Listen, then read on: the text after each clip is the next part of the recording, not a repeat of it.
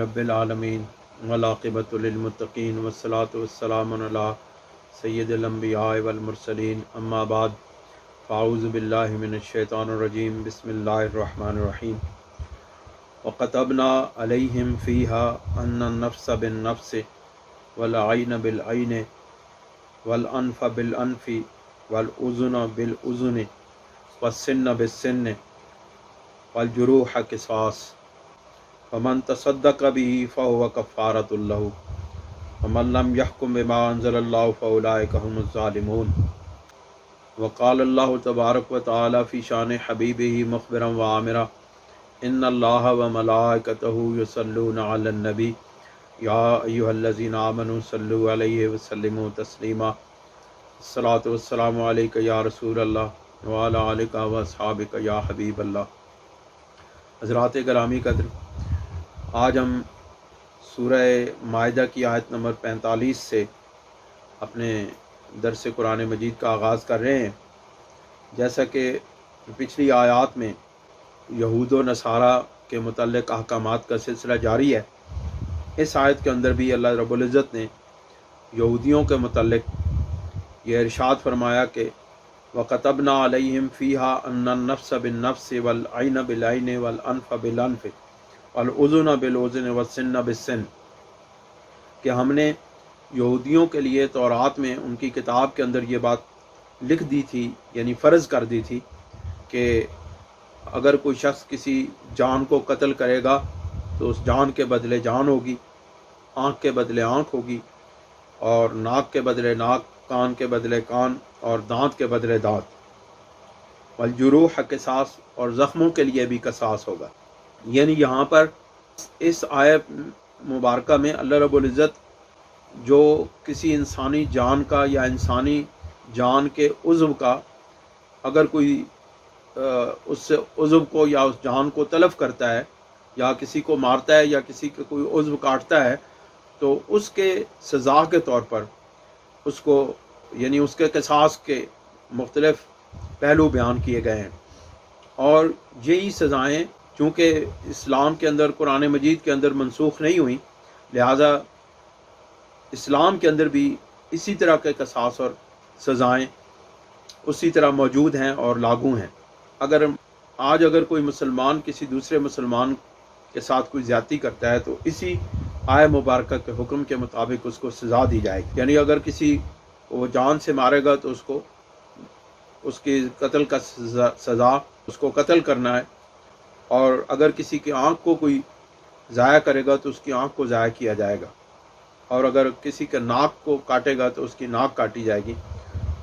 اور کان کاٹے گا تو کان کاٹا جائے گا، اور اگر دانت توڑے گا تو اس کے دانت توڑے جائیں گے، اور اسی طرح اگر کسی کو کوئی زخم لگائے گا تو اس زخم کے بدلے میں اس کو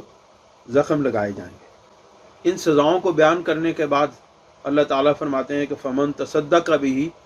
فہو کفارۃ لہ، پھر جو شخص کسی کو معاف کر دے، یعنی ان سزاؤں کے حقدار ہونے کے بعد اگر کوئی شخص کسی کو معاف کر دیتا ہے تو اللہ رب العزت فرماتے ہیں کہ یہ اس کا معاف فرما دینا اس کے گناہوں کا کفارہ ہوگا، یعنی اللہ کسی شخص کو اس کی تکلیف دینے کے بدلے میں جو اس کو سزا ملتی ہے اس کو معاف کر دے تو اللہ تعالیٰ فرماتے ہیں کہ اس کی کفارہ بن جائے گا، اس کے گناہوں کا جو معاف کرے گا۔ وَمَن لَّمْ يَحْكُم بِمَا أَنزَلَ اللَّهُ فَأُولَٰئِكَ هُمُ الظَّالِمُونَ، اور جو اللہ رب العزت کے اس اتارے ہوئے حکم کے مطابق یا اس کتاب کے مطابق اگر کوئی فیصلہ نہیں کرتا تو وہ لوگ ظالم ہیں۔ یعنی یہ احکامات جو ہیں ان کو اگر لاگو نہیں کیا جاتا ہے تو وہ لوگ جو ان سزاؤں کو یا اس قصاص کو لاگو نہیں کرتے ہیں، یا اس کو سزا، اگر کسی کی کوئی تکلیف کے بدلے میں اس کو تکلیف نہیں دی جاتی ہے، یا اس کو جب نقصان ہوا ہے اس کا ازالہ نہیں کیا جاتا ہے سزا کے طور پہ، تو اس کو نافذ نہ کرنے والے، اس سزا کو نافذ نہ کرنے والے ظالم لوگ ہوں گے۔ اگرچہ اس کے اندر معاف کرنے کا ایک آپشن موجود ہے، اس کے اندر ایک ہے، لیکن وہ آپشن جس کو تکلیف پہنچی ہے اس کے اختیار میں ہے کہ وہ اگر کسی کو معاف کرنا چاہے تو اس کو معاف کیا جا سکتا ہے، لیکن عدالت اس کو معاف نہیں کر سکتی۔ عدالت کا کام ہے سزا دینا۔ اگر کورٹ آف لا میں اگر کوئی عدالت میں اگر کوئی کیس چلا جاتا ہے تو عدالت آج خود اس کو معاف نہیں کرتی، بلکہ عدالت اس کا فیصلہ کرتی ہے، اور شواہد کی روشنی میں اگر وہ جرم سرزد ہوا ہے تو اس کو سزا دیتی ہے۔ پھر اللہ کریم ارشاد فرماتے ہیں وَقَفَّيْنَا عَلَىٰ آثَارِهِمْ بِعِيسَىٰ ابْنِ مَرْيَمَ مُصَدِّقًا لِمَا بَيْنَ يَدَيْهِ مِنَ التَّوْرَاةِ۔ پھر اب حضرت عیسیٰ علیہ السلام کی بعثت کا ذکر ہو رہا ہے کہ ہم نے ان کے پیچھے حضرت عیسیٰ علیہ السلام کو بھیجا جو حضرت مریم کے بیٹے ہیں، اور جو تصدیق کرنے والے ہیں جو ان سے پہلے، یعنی جو ان سے پہلے تورات موجود تھی اس کی آپ نے تصدیق کی ہے، اور تصدیق کرنے والے ہیں۔ ہر نبی اپنے سے پہلے جو کتابیں اور صحف نازل ہوتے ہیں ان کی تصدیق کرتا ہے، کیونکہ اس کا یہ مطلب ہے کہ وہ ان کتابوں کا عالم ہوتا ہے اور ان کتابوں کے احکامات بھی اس کو معلوم ہوتے ہیں، اس لیے وہ ان کی تصدیق کرتا ہے۔ وَآتَيْنَاهُ الْإِنْجِيلَ فِيهِ هُدًى وَنُورٌ، اور ہم نے حضرت عیسیٰ علیہ السلام کو انجیل عطا فرمائی جس میں ہدایت بھی ہے اور نور بھی ہے۔ وَمُصَدِّقًا لِمَا بَيْنَ يَدَيْهِ مِنَ التَّوْرَاةِ، اور وہ کتاب بھی یعنی انجیل بھی تصدیق کرنے والی تھی جو اس سے پہلے تھا، یعنی تورات۔ وَهُدًى وَمَوْعِظَةً، اور یہ انجیل جو ہے یہ ہدایت بھی ہے اور نصیحت بھی تھی، للمتقین، پرہیزگاروں کے لیے۔ جیسا کہ ہر کتاب، جیسا کہ قرآن مجید کے متعلق ہے کہ ذالک الکتاب لا ریب فیہ ھدی للمتقین، تو یہ جو اللہ تعالیٰ کی طرف سے نازل شدہ کتابیں ہیں ان کے احکامات کو من و عن تسلیم کرنا اور ان کے اوپر عمل کرنا یہ متقین کا ہی کام ہے۔ یعنی کہ اگر کوئی صاحبان تقوی لوگ جو ہیں وہی ان احکامات کو اپنے ذات پر اور اپنے معاشرے پر نافذ کرنے والے ہیں۔ اس کا مطلب ہے کہ جو حکمران ہوتے ہیں یا جو عادل لوگ ہوتے ہیں، عدالت والے لوگ ہوتے ہیں، وہ اگر تقوی والے ہوں، اگر متقین میں سے ہوں گے تو وہ ان احکامات کو زیادہ بہتر طریقے سے نافذ کریں گے۔ پھر آیت نمبر 47 میں اللہ کریم فرماتے ہیں وَلْيَحْكُمْ أَهْلُ الْإِنْجِيلِ بِمَا أَنزَلَ اللَّهُ فِيهِ، اور ضرور فیصلہ کیا کریں انجیل والے اس کے مطابق جو نازل فرمایا اللہ تعالیٰ نے اس میں، یعنی اس کے اندر اللہ تعالیٰ نے جو نازل فرمایا ہے حکم اس کے مطابق فیصلہ کریں۔ وَمَن لَّمْ يَحْكُم بِمَا أَنزَلَ اللَّهُ فَأُولَٰئِكَ هُمُ الْفَاسِقُونَ، اور جو اللہ رب العزت کے نازل کردہ کتاب کے مطابق، احکامات کے مطابق فیصلہ نہیں کرتے تو پھر وہی لوگ ہیں جو فاسق ہیں، فسق کرنے والے لوگ۔ اب یہاں سے آپ کو میں ایک جو بات سمجھانا چاہتا ہوں وہ یہ ہے کہ اسلام نے سب سے پہلے پرسنل لاز کے اصول کو انسانوں کے سامنے رکھا، یعنی کہ جس طرح دوسرے مذاہب کے اندر آج جس کو کہا جاتا ہے کہ ہر مذہب کے ماننے والوں کے پرسنل لا ہیں، مثلا کہ انڈیا میں اس بات کو بڑا اجاگر کیا جاتا ہے کہ انڈیا کے اندر مسلمانوں کے جو اپنے ہیں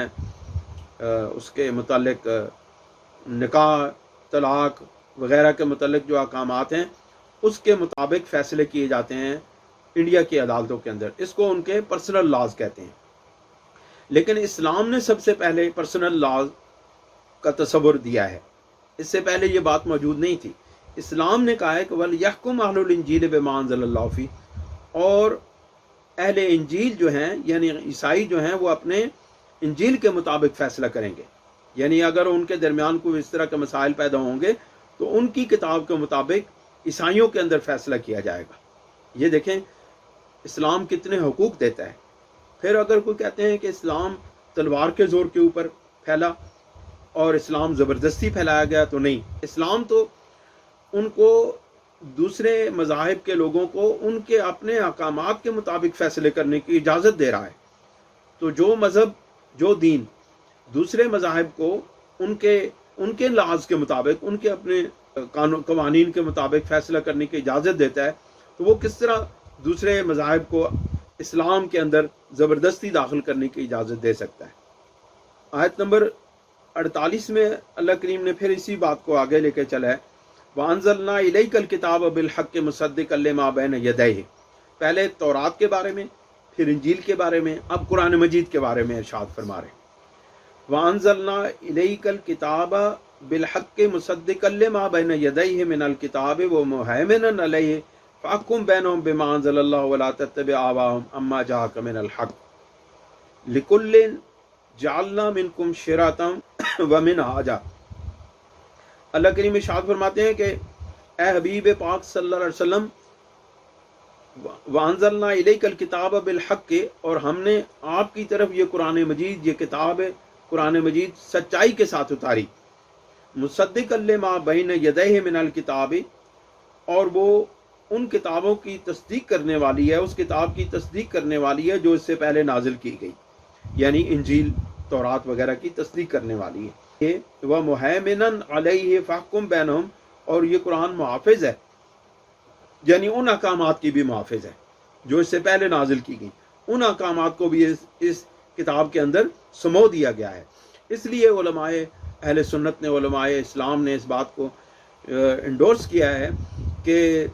اس سے پہلے جو کتابوں کے اندر احکامات نازل ہوئے اور قرآن مجید میں ان احکامات کو ذکر کیا گیا، اور پھر ان احکامات کی تردید نہیں کی گئی، یا ان احکامات کے بدلے میں کوئی دوسرے احکامات نافذ نہیں کیے گئے، یعنی کہ ان پہلی کتابوں کے احکامات کو نازل کرنے کے بعد یا ان احکامات کو بیان کرنے کے بعد اگر ان احکامات کو منسوخ نہیں کیا گیا تو وہ احکامات بھی اسلام کے اندر لاگو اور نافذ ہوں گے۔ اس لیے اللہ رب العزت فرماتے ہیں کہ یہ قرآن جو ہے یہ ان چیزوں کا بھی محافظ ہے۔ فَاحْكُم بَيْنَهُم بِمَا أَنزَلَ اللَّهُ، تو آپ فیصلہ فرما دیں ان کے درمیان اس سے جو نازل فرمایا اللہ تعالیٰ نے آپ کے اوپر، یعنی جو پہلی کتابیں ہیں، اللہ رب العزت نے یہ جو آپ کے اوپر کتاب نازل کیا ہے میرے محبوب صلی اللہ علیہ وسلم، یہ کتاب جو ہے ان پہلی کتابوں کے احکامات کی بھی محافظ ہے۔ اس لیے اگر وہ لوگ آپ کے پاس اس کتاب کے مطابق فیصلہ کرانے کے لیے آئیں تو آپ اس کتاب کے مطابق فیصلہ کریں، کیونکہ یہ کتاب جو ہے ان احکامات کی بھی محافظ ہے، ان احکامات کو بھی اپنے اندر سموئے ہوئی ہے۔ وَلَا تَتَّبِعْ أَهْوَاءَهُمْ، اور آپ ان کی خواہشات کی پیروی نہ کریں، اما جاءک من الحق، اس حق کو چھوڑ کر جو آپ کے پاس آیا ہے، یعنی جو قرآن مجید آپ کے پاس آئے اس کو چھوڑ کر کے اگر وہ آپ کو اپنی خواہشات کے مطابق فیصلہ کرانے کی کوشش کریں تو آپ کبھی بھی ان کے خواہشات کے مطابق فیصلہ نہ کریں، بلکہ آپ قرآن مجید جو ان کتابوں کی بھی محافظ ہے اس کے مطابق فیصلہ کریں۔ لِكُلٍّ جَعَلْنَا مِنْكُمْ شِرْعَةً وَمِنْهَاجًا، اور ہر ایک کے لیے بنائی ہم نے تم میں سے ایک شریعت اور عمل کی راہ، یعنی تمہارے لیے ہم نے ہر ایک کے لیے شریعت بنائی ہے، احکامات بنائے ہیں، اور تمہارے معاشرے کو درست کرنے کے لیے، تمہارے اوپر اس معاشرے کو درست انداز میں چلانے کے لیے اور اس کے اندر انصاف کو رائج کرنے کے لیے، انصاف کے احکامات کو نافذ کرنے کے لیے ہم نے تمہارے ہر ایک کے لیے ایک شریعت بنائی ہے اور عمل کی راہ، یعنی اس شریعت کے مطابق عمل کرنے کا ایک راستہ بتایا ہے، اور ایک عملی انداز کے اندر ہم نے تمہیں ان شریعت کے احکامات کے عملی پہلوؤں کو سامنے رکھتے ہوئے آپ کو عمل کی راہیں دکھائی ہیں، یعنی انبیاء علیہ السلام کے ذریعے سے۔ وَلَوْ شَاءَ اللَّهُ لَجَعَلَكُمْ أُمَّةً وَاحِدَةً، اب یہاں پر ہر ایک کو الگ الگ امتیں، الگ الگ ان کے شریعتیں، الگ الگ ان کے راستے، طور طریقے بتانے کا مقصد اللہ تعالیٰ بیان فرماتے ہوئے ارشاد فرماتے ہیں کہ اور اگر اللہ رب العزت چاہتا تو تم کو ایک امت بنا دیتا، یعنی تمہارے لیے یہ تمام انسانوں کے لیے ایک قانون، ایک جیسا قانون تمہارے لیے بنا دیتا۔ وَلَٰكِن لِيَبْلُوَكُمْ فِي مَا آتَاكُمْ، لیکن اللہ رب العزت آزمانا چاہتا ہے تمہیں اس نے جو چیز تم کو دی ہے، یعنی جو احکامات تم کو دیے گئے ہیں اللہ تعالیٰ ان کے ذریعے سے تمہیں آزمانا چاہتا ہے، ورنہ تمہیں اللہ رب العزت ایک ایسے راستے پر لگا دیتا جس کے اوپر تم صحیح راستے پر چلتے اور تمہیں بے اختیار بنا دیا جاتا اور ہر شخص اس کے مطابق عمل کرتا۔ تو لیکن اللہ رب العزت نے تمہیں مختلف शरीयतें और मुख्तलिफ रास्ते देने के बाद तुम्हें अमली तौर पर इख्तियार दिया ताकि तुम्हें आजमाया जाए कि तुम अल्लाह रब्बुल इज़्ज़त के हुक्मों के मुताबिक किस तरह अमल करते हो या उनके मुताबिक अमल नहीं करते हो। फस्तबिकुल खैरात, तो तुम आगे बढ़ने की, नेकियों के अंदर आगे बढ़ने की कोशिश करो, यानी सबकत ले जाने की कोशिश करो। अल्लाह रब्बुल इज़्ज़त ने तुम्हें ये अहकामात अता फरमाए हैं ताकि तुम्हें आजमाया जाए, लेकिन तुम्हारे लिए अल्लाह रब्बुल इज़्ज़त ये चाहते हैं कि तुम नेकियों के अंदर आगे बढ़ने वाले बन जाओ। इलल्लाहि मर्जिउकुम जमीआ, तुम सब ने अल्लाह रब्बुल इज़्ज़त की बारगाह में इकट्ठे होकर के जाना है। फयुनब्बिउकुम बिमा कुंतुम फीहि तख्तलिफून, फिर वो आगाह करेगा तुम्हें जिन बातों में तुम झगड़ा करते रहे हो, इख्तिलाफात करते रहे हो, और जिन चीज़ों के अंदर, जिन अकायद के अंदर, जिन अहकामात इलाही के अंदर तुम इख्तिलाफ करते रहो, अल्लाह रब्बुल इज़्ज़त फिर उस दिन तुमको उन बातों से आगाह कर देगा। अब हम आयत नंबर 49 के ऊपर आते हैं। अल्लाह करीम फरमाते हैं वअनहकुम बैनहुम बिमा अंज़लल्लाहु वला तत्तबि अहवाहुम वहज़रहुम अन यफ्तिनूका अन बाद मा अंज़लल्लाहु इलैक। यहाँ पर अल्लाह रब्बुल इज़्ज़त फिर कहते हैं कि आपके पास अगर कोई दूसरे मज़ाहिब के लोग आएँ या अहले इस्लाम ही आएँ तो उनके मुताबिक फ़ैसला किस तरह करें। आप फरमाते हैं वअनहकुम बैनहुम बिमा अंज़लल्लाहु,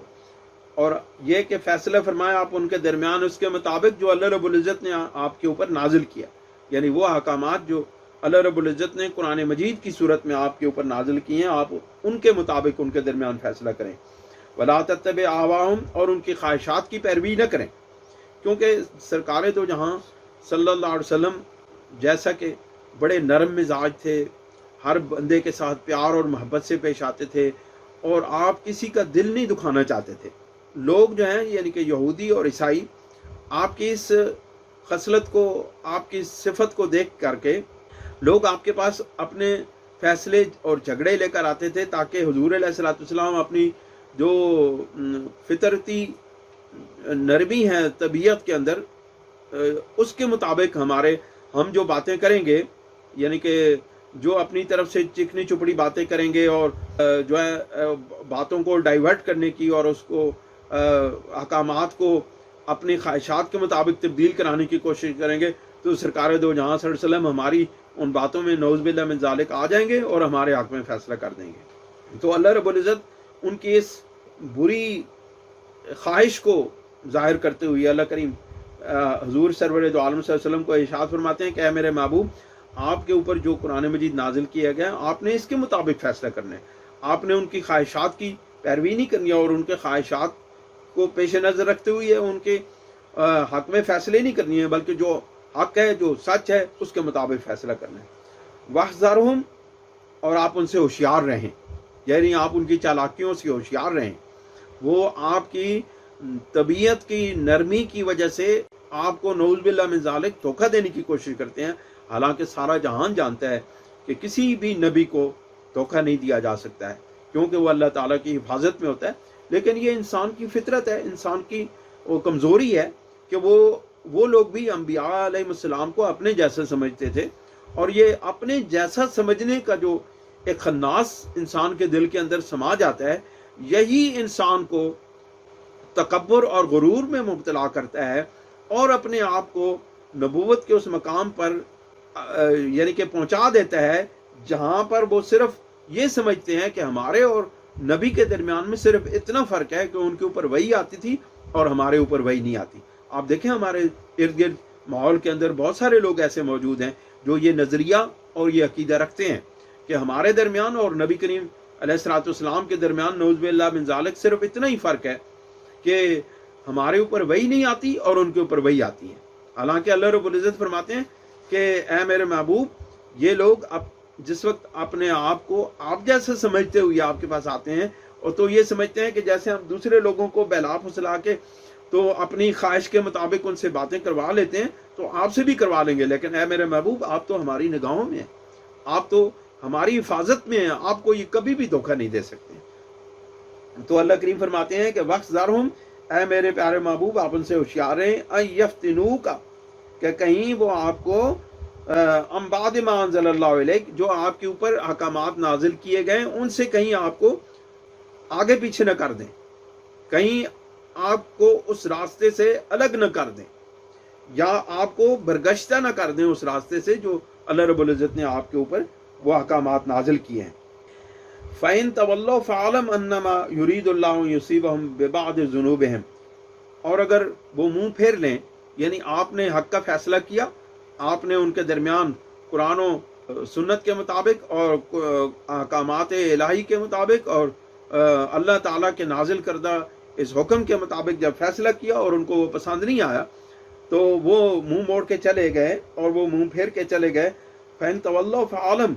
أَنَّمَا يُرِيدُ اللَّهُ أَن يُصِيبَهُم بِبَعْضِ ذُنُوبِهِمْ، اور اگر وہ منہ پھیر کے چلے جائیں تو جان لو کہ بے شک اللہ رب العزت نے ارادہ کر لیا ہے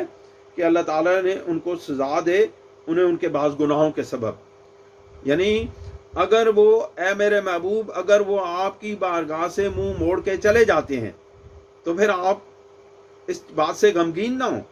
بلکہ آپ یہ دیکھیں کہ اے میرے محبوب جو آپ کی بارگاہ سے منہ موڑ کے چلا گیا ہے تو پھر یہ